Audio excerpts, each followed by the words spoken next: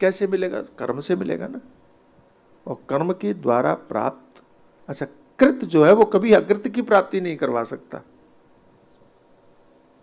आपने जो किया है कर्म से तो वही मिलेगा ना जो कर्म के द्वारा प्राप्त होने वाली चीज है। हमारे गुरु जी सिखाते कि भाई एक बात बताओ, हाँ आपने कर्म किया, हाँ किया ना, हाँ शुरू किया, हाँ खत्म हुआ, हाँ कर्म शुरू हुआ कर्म खत्म हुआ जी। तो इसका अर्थ है कि कर्म का फल भी शुरू होगा, कर्म का फल भी खत्म होगा। सीधी सी बात है। आपने रसगुल्ला बनाया, बनाया ना तो खत्म भी होगा।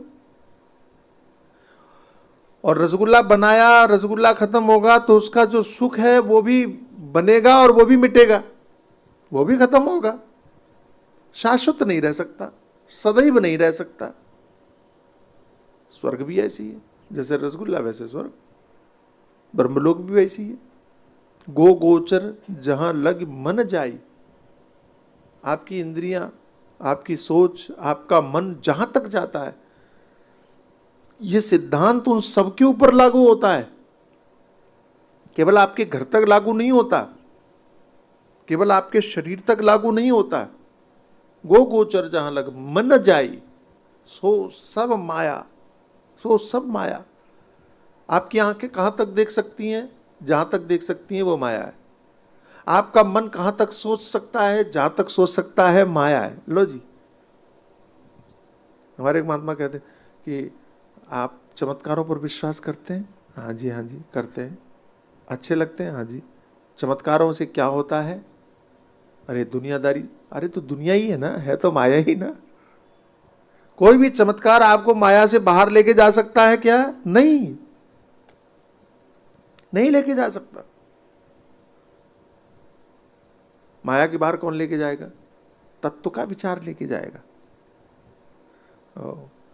महात्मा लोग बहुत बढ़िया बात सोचते हैं, अच्छा लगता है कि रॉकेट को पृथ्वी की कक्षा से बाहर करना है तो उसको गति की आवश्यकता पड़ती है,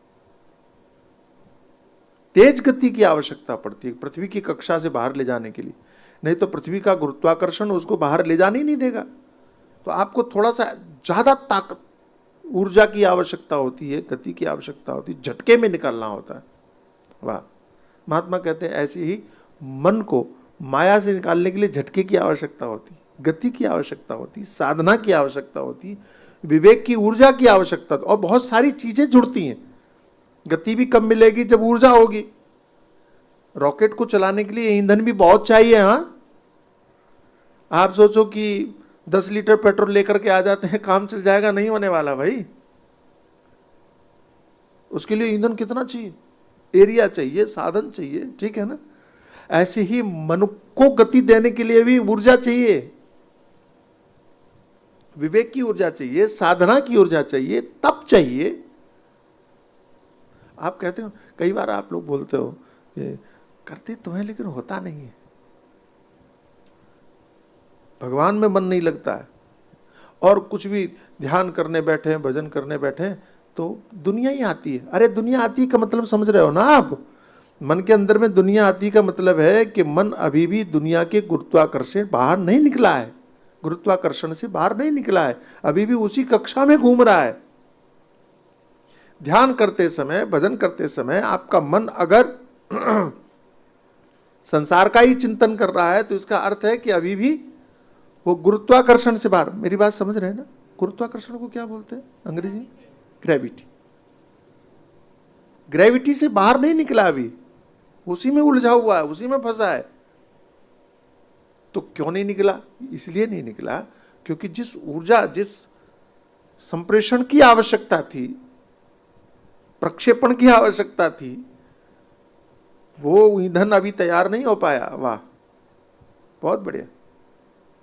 आपकी तपस्या, आपका विवेक, आपकी साधना, ये सारी चीजें मिलकर के एक साथ में जब वो ऊर्जा तैयार करेंगे और आप मन को प्रक्षेपित करेंगे तब वो झटके से निकलेगा, जैसे मीरा का निकला।